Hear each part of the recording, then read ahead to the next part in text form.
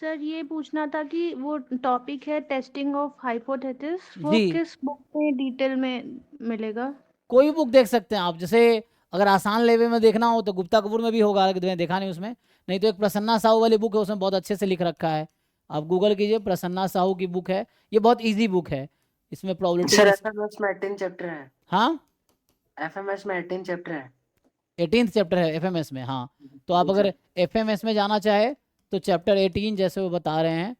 और इसमें प्रसन्ना साहू वाली बुक है, प्रोबेबिलिटी इन स्टैटिस्टिक्स बुक का नाम है। इसमें भी एक चैप्टर होगा टेस्टिंग ऑफ हाइपोथेसिस। तो इससे आप करेंगे तो शायद इजी पड़ेगा, मतलब बिगिनर वगैरह हो तो। नहीं तो हर बुक में है, कैसेला बर्गर में भी है, वीके रोहतगी में भी है, एफएमएस में भी है, हर बुक में वो होगा। लेकिन इजी अगर बेसिक से स्टार्ट करना तो इसमें आपको बता रखा है ठीक से। ठीक है।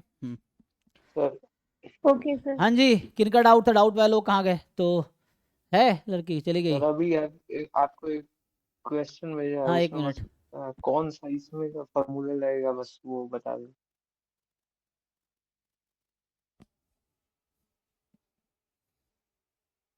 सर जी जी। सर नेगेटिव बायनोमियल डिस्ट्रीब्यूशन और ज्योमेट्रिक डिस्ट्रीब्यूशन में थोड़ा प्रॉब्लम्स करने में, प्रैक्टिस करने में डाउट्स आ रहे हैं। तो भेजिए। एफएमएस में मैंने देखा था, उसमें ज्यादा तो क्वेश्चंस है नहीं, सॉल्व वाले प्रैक्टिस के लिए पहले चाहिए हो तो कौन हम्म सी बुक में ज्यादा अच्छा रहेगा? अच्छा, वैसे प्रॉब्लम, वर्ड प्रॉब्लम बहुत कम ही है हायर लेवल की बुक्स में। तो वो आप अगर मीनिंग क्लियर है तो उससे हो जाएगा। ऐसे मुझे लगता है, तो पीवाई ऐसे कोई बुक का ऐसा मुझे कलेक्शन तो याद नहीं जहाँ पे ऐसे ज़्यादा वर्ड प्रॉब्लम्स हो। अगर गुप्ता कपूर सर में होगा उसी नेगेटिव में। बायनोमियल ज्योमेट्रिक की कमी है। हाँ, कमी है, क्योंकि हायर लेवल पे ज़्यादा प्रॉब्लम पे लोग फोकस करते नहीं है, थ्योरेटिकली फोकस करते हैं ना। बाकी आपको मीनिंग तो पता ही है ना। ज्योमेट्रिक में क्या होता है कि नंबर ऑफ एक्स किसको रिप्रेजेंट करता है ज्योमेट्रिक में? या तो number of trial required to get first success, एक वो है। या दूसरा मीनिंग है नंबर ऑफ और एक failure, failures, number number of of failure before failures. First success. एक तो ये दो चीज़ें हैं।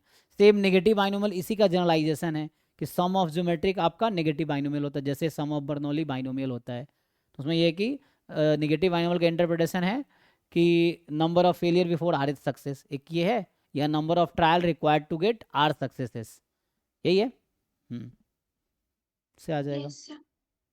Sir linear transformation in matrix. हाँ, सर ये क्वेश्चन भेजिए आप, ग्रुप में क्वेश्चन भेजिए जिनका जो भी डाउट है। ग्रुप में ही मतलब क्वेश्चन भेज। क्वेश्चन नहीं है, टॉपिक ही है। मतलब जैसे कि मैंने बहुत जगह पे ऐसे क्वेश्चंस देखे, जैसे कि जैम के भी पीवाईक्यूज के अंदर कि T11 is equals to TX+Y+Z ऐसा करके।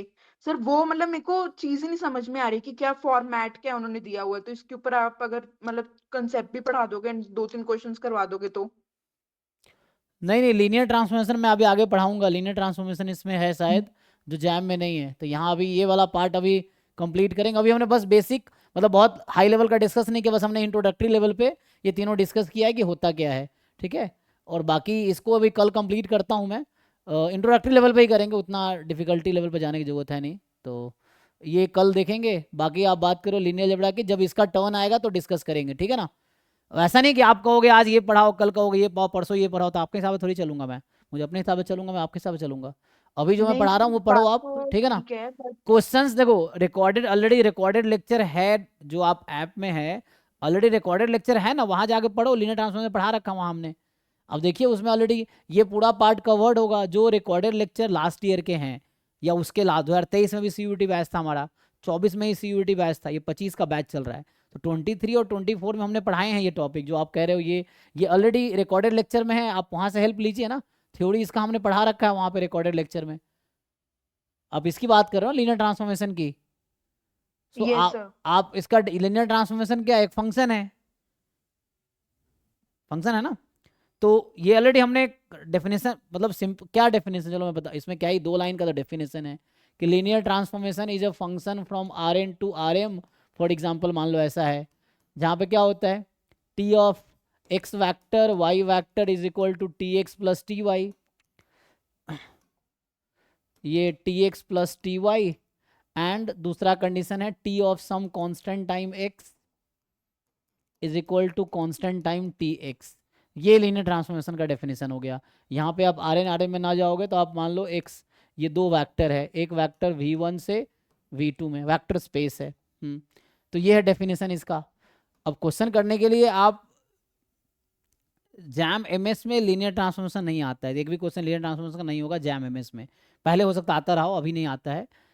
तो बाकी प्रैक्टिस के लिए आप कोई भी लीनियर अलजेब्रा की बुक उठाओ, उसमें लीनियर ट्रांसफॉर्मेशन टॉपिक उठाओ, पढ़ो, एग्जाम्पल करो। आपसे कोई क्वेश्चन एग्जाम्पल हो या एक्सरसाइज जो नहीं हुआ हो वो आप मुझसे पूछो, ठीक है ना। थ्योरीज मैं अपने हिसाब से ही पढ़ाऊंगा, जब टर्न आएगा तभी पढ़ाएंगे, है ना। अभी ये नहीं कि आप बीच में बोलो कि वो रोक के आप पहले मुझे ये थ्योरी पढ़ाओ, तो ऐसे नहीं चलेगा, ठीक है। तो सर ये मैं आप ये अपने हिसाब से, पूरी थ्योरी सर आप ये पूरी थ्योरी कंप्लीट करोगे क्या? जी मैं पूरा सिलेबस पढ़ाऊंगा अभी, इसका 100% सिलेबस कवर होगा। इसके बाद इसके अभी ये पार्ट चल रहा है, ये कंप्लीट हो जाएगा, फिर यहाँ से स्टार्ट होगा। ये 100% सिलेबस कवर होगा और सीयूटी एग्जाम से पहले कवर होगा, ठीक है।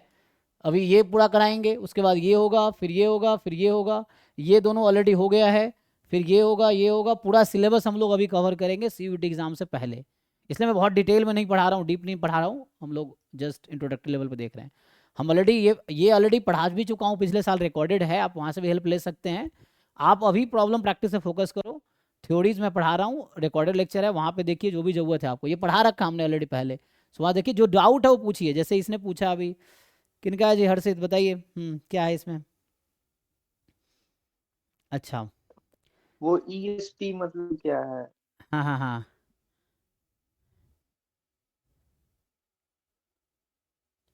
एस्टिमेटेड होगा मुझे लगता है, एस्टिमेटेड वेरिएंस, यही ना। एस्टिमेटेड, ठीक है ना। तो आपको बता रखा है ना, क्या है, sample of 15 blocks was selected by simple random sampling without replacement. Summation YI 360 है, समेसन YI स्क्वायर 1900 है। तो पूछ रहा है कि वेरिएंस ऑफ वाई बार, तभी फॉर्मूला लिखाया था ना मैंने, इसका बताइए क्या लिखाया अभी। ये वेरिएंस ऑफ वाई बार का फॉर्मूला सिंपल रैंडम सैम्पलिंग में क्या लिखाया है, पर देखिए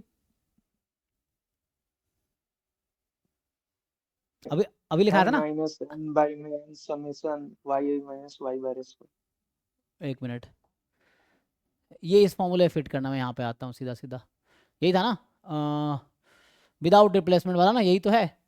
अब इसमें आपको क्या क्या नहीं दिया है, क्या क्या दिया है, आप ध्यान से देखो, मैं यही फॉर्मूला आपको लगाना, ये पूछ रहा है आपसे। So capital N minus small n into capital N into 1/n-1 into, इसको खोलेंगे आप तो ये होगा summation YI square minus n time y bar square. अब देखो ये सब कुछ क्वेश्चन में गिवन है कि नहीं गिवन है आपको। Sir capital N। हाँ जी जी, ठीक है ना यहाँ पे, हाँ थैंक यू। सो ये क्योंकि हम लोग सैंपल की बात कर रहे हैं, पॉपुलेशन की बात कर रहे हैं ना, सही यहाँ तक, तो ये आपका हो वो जाएगा। मैं लगा दूंगा सर। बस पूछना था, वो एस्टिमेशन एस्टिमेटेड है, मतलब सेमी एस्टिमेटेड समझ वैल्यू लो। क्या आएगी, न्यूमेरिकल वैल्यू क्या आएगी। एस्टिमेटेड मतलब न्यूमेरिकल वैल्यू पूछ रहा है आपसे, जैसे ये एस्टिमेटर हुआ ओके सर, है ना, बोलो। मतलब ये वैल्यू हुआ, तो इसमें पुट करके न्यूमेरिकल वैल्यू पूछ रहा है आपसे, तो ये पुट कर लीजिए, इसमें आ जाएगा। ठीक है जी, एक बार देख लीजिए। तो अभी जो भी डाउट्स है आप लोग क्वेश्चन प्रैक्टिस कीजिए, जो भी डाउट है पूछिए। जो क्वेश्चंस आप प्रैक्टिस कर रहे हो कहीं से भी, डिफरेंट बुक्स हैं, डिफरेंट एग्जाम्स के प्रीवियस ईयर क्वेश्चंस हैं, वो आप सॉल्व कर सकते हैं, जैसे जो भी आपके सिलेबस का है। नहीं तो बुक उठा के, ऐसे कोई एक बुक कोई परफेक्ट बुक है नहीं, ऐसा गुप्ता का बोर्ड ही है, मुझे लगता है उसमें बहुत कुछ है, उसमें एग्जाम्स के अलावा बहुत सारी चीज़ें हैं, तो आपको देखना पड़ेगा एग्जाम की कितनी नीड है, उसके हिसाब से आप पढ़ो। बाकी जो क्वेश्चंस आप प्रैक्टिस किए हो उसमें डाउट है तो पूछिए। सर इसके लिए पीवाईक्यू सफिशिएंट है क्या सीवीटी? हाँ मतलब सीयूटी का तुम देखोगे लेवल बहुत ज़्यादा तो है नहीं, मतलब वो है कि बहुत डिफिकल्ट क्वेश्चन तो आते नहीं है, इंट्रोडक्टरी लेवल पे ही आते हैं, तो बहुत सारे क्वेश्चन गलत होता है, इसमें इरिटेशन होती है। नहीं तो कुछ सर एक क्वेश्चन भेजा है। जी भेजिए। इसमें जो है, हाँ जैसे आपका ये 9th क्वेश्चन है ना, तो इसमें क्या है कि suppose A is a square matrix of order 4, तो ये तो बेसिक आपका A स्क्वायर मैट्रिक्स है 4x4 ऑर्डर का, ठीक है। डिटर्मिनेंट A आपके पास 6 है, और आपसे पूछ रहा है कि 2 time adjoint of 3 time adjoint of, मैं ये को छोटा लिख रहा हूँ, 4 टाइम A, यही है। इसका जो डिटर्मिनेंट है ये लैम्बडा इंटू 6 की पावर A है, तो lambda is not divisible by 6, है ना, लैम्बडा 6 का मल्टीपल नहीं है, तो A क्या होगा। तो अब तो सिंपल है ना, तो आपको एक दो रिजल्ट यहाँ पे जरूरत पड़ेगा। एक तो आपको याद होगा k इंटू ए की पावर k इंटू ए का डिटर्मिनेंट k की पावर n डिटर्मिनेंट है n क्रॉस n मैट्रिक्स में, है ना। यहाँ Yes, मैं sir. थ्योरम लिख रहा हूँ n क्रॉस n के लिए। और आप ये भी जानते होंगे एडजॉइंट ऑफ a का डिटर्मिनेंट क्या होता है, इसकी पावर n माइनस वन। तो इसको रिपीटेडली यूज कीजिए, आ जाएगा आंसर। सर किया सर नहीं आ रहा है, क्यों नहीं आएगा, मतलब देखिए। इसके अंदर वो वाला फॉर्मूला भी शायद लग रहा है कि एडजॉइंट ऑफ के ए का डिटर्मिनेंट क्या है। हाँ कोई दिक्कत नहीं है, देखिए ना। अभी मैं 2 को बाहर निकालता हूँ, 2 को बाहर निकालूंगा क्या बन के आएगा, ये 2 की पावर 4। Yes sir. हाँ ठीक है, देखिए रिपीटेडली वही दोनों फॉर्मूला यूज होगा। 3 टाइम एडजॉइंट ऑफ 4a, है ना, ये मैं निकालना है। तो मैं सीधा सीधा सॉल्व करते चले जाता हूँ। देखो अब 2 की पावर 4 16 बाहर है। अब एडजॉइंट को हटाएंगे तो क्या होगा, जब एडजॉइंट को हटाना है तो एडजॉइंट ए का डिटर्मिनेंट ए के बार n माइनस वन। ध्यान से देखो, एडजॉइंट हटा दो तो बचेगा 3 टाइम एडजॉइंट ऑफ 4a, इस पूरे की पावर 3 हो जाएगा क्योंकि आपका n 4 है। Yes sir, yes sir. अब इस 3 को फिर बाहर निकालिए। सो नाउ अगेन यू, है ना, तो 16 आपके पास पहले से है। अब ध्यान देना, 3 को जब बाहर निकालोगे तो 3 की पावर 4 होगी, अब पहले से 4 पावर 3 है तो कितना होगा 3 की पावर 12। जी, 3 की पावर 12। अब बचेगा आपके पास एडजॉइंट 4a, इसकी पावर 3।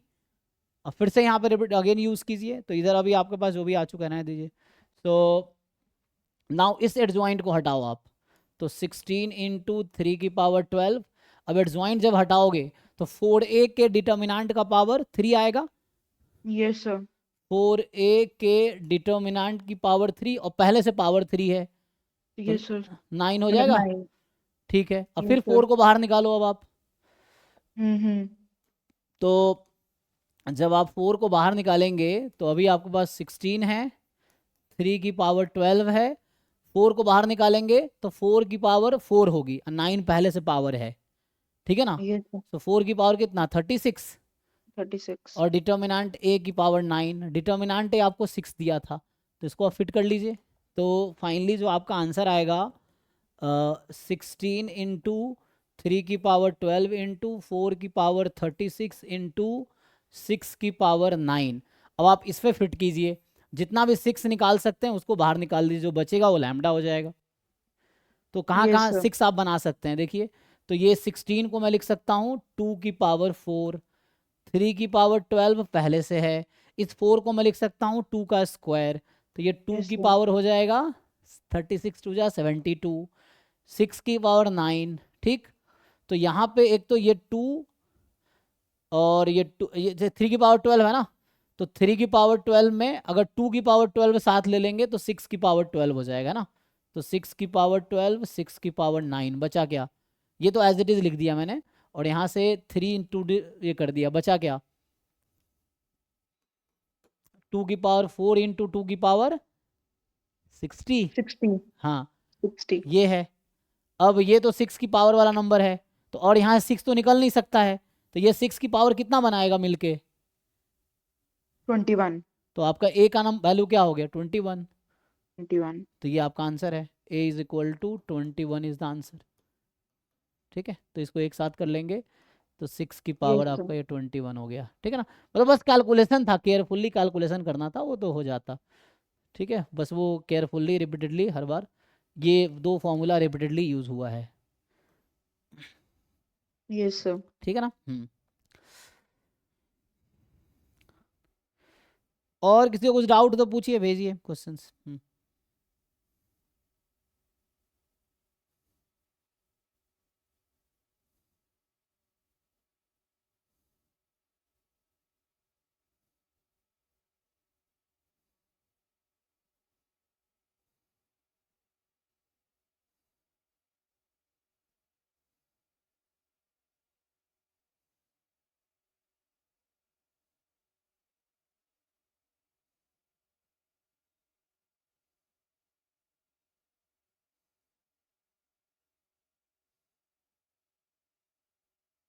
ठीक है, हो गया, और कुछ पूछना है किसी को।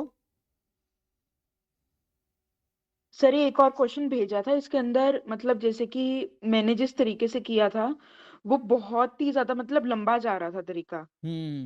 मतलब पूरा सॉल्व कर करके, और इसके अंदर मतलब मुझे ऐसा लगा नहीं कि मतलब मैंने इसको करेक्टरिस्टिक पॉलिनोमियल से सॉल्व करने की कोशिश की थी, बट उसके अंदर भी मेरे को 2 से 2.5 मिनट लग रहे थे। नहीं तो शायद लगेगा, क्योंकि इसमें या तो आप 5 बार मल्टीप्लाई कर लीजिए और तो नहीं 5 बार करेंगे। मल्टीप्लाई करना तो और बेवकूफी का काम लग रहा है मेरे को, हाँ मतलब मैंने क्योंकि वो भी इसमें करके देखा, बट उसमें आप मेरे को ऐसा लग रहा है कि अगर एक जगह पे भी कैलकुलेशन गलत हुई तो गलत है क्वेश्चन। तो नहीं तो फिर वही कैरेक्टरिस्टिक से ही करना पड़ेगा जो भी टाइम लगेगा, क्योंकि ये आपसे एक्सपेक्ट वही कर रहा है, कैरेक्टरिस्टिक पॉलिनोमियल निकालना। नहीं तो मेरे को कैसे ऐसा था कि करेंगे? अगर कोई ट्रिक हो तो वो पता लग जाए, बट इसके अंदर ढूंढ नहीं रही है मतलब। ट्रिक में ये कि हम 2-3 बार मल्टीप्लाई करते हैं, कई बार कुछ पैटर्न समझ आ जाता है तो उससे कर सकते हैं, और नहीं पैटर्न समझ आ रहा है तो फिर वही।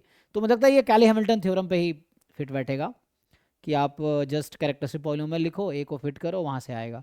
मतलब जो कैलकुलेशन कर रहे हैं आप वो करना ही पड़ेगा, मतलब मैं भी करूँगा तो उतना करना पड़ेगा मुझे।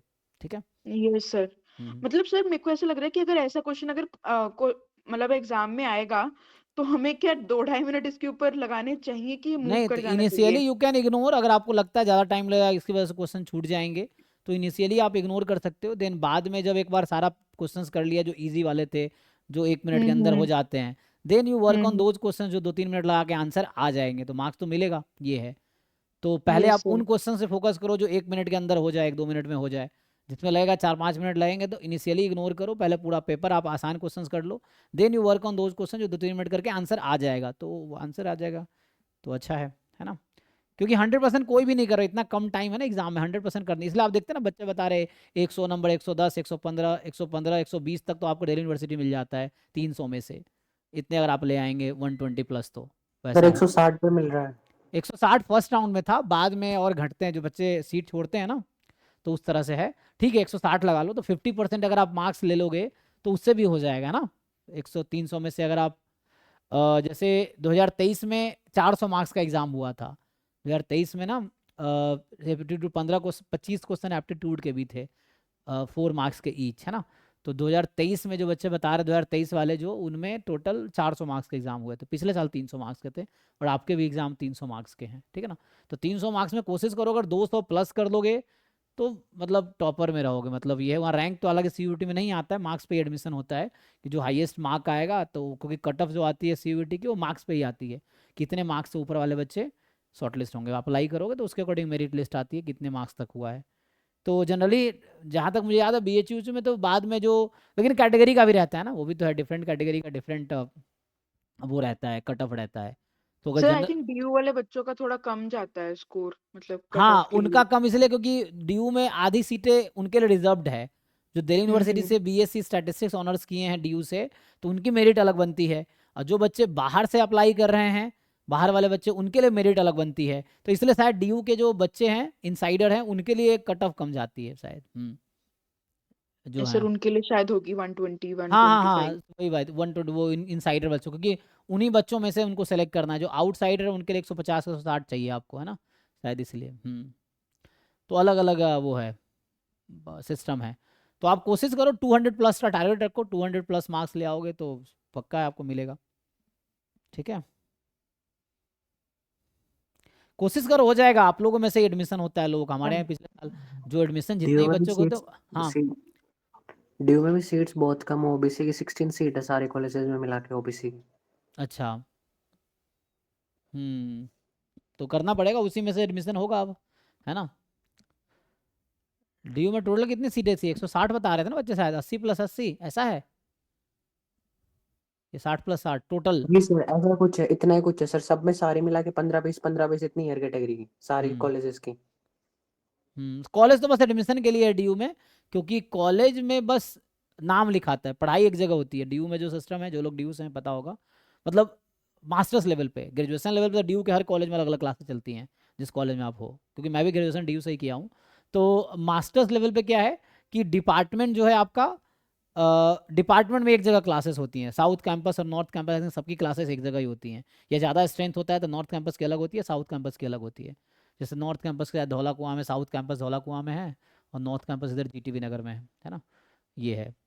तो वैसा है, तो किसी भी कॉलेज में एडमिशन लो, क्लासेस एक जगह ही सबकी होती है, जो मैथमेटिकल साइंस की बिल्डिंग है दौलत राम कॉलेज के सामने डीयू में, है ना, वहीं पे क्लासेस होती हैं। कोई नहीं, अच्छी तैयारी करो, एडमिशन आप लोगों का ही होगा, है ना, बाहर के बच्चों इनका जो तैयारी कर रहे हैं उनका ही तो एडमिशन होगा, ये है। ठीक है, सो आप लोग तैयारी करो तो आपका एडमिशन होगा, बस अच्छा स्कोर करो एग्जाम में, यही है। ठीक है, फिर अगर कुछ नहीं पूछना है तो ये स्टॉप करते हैं।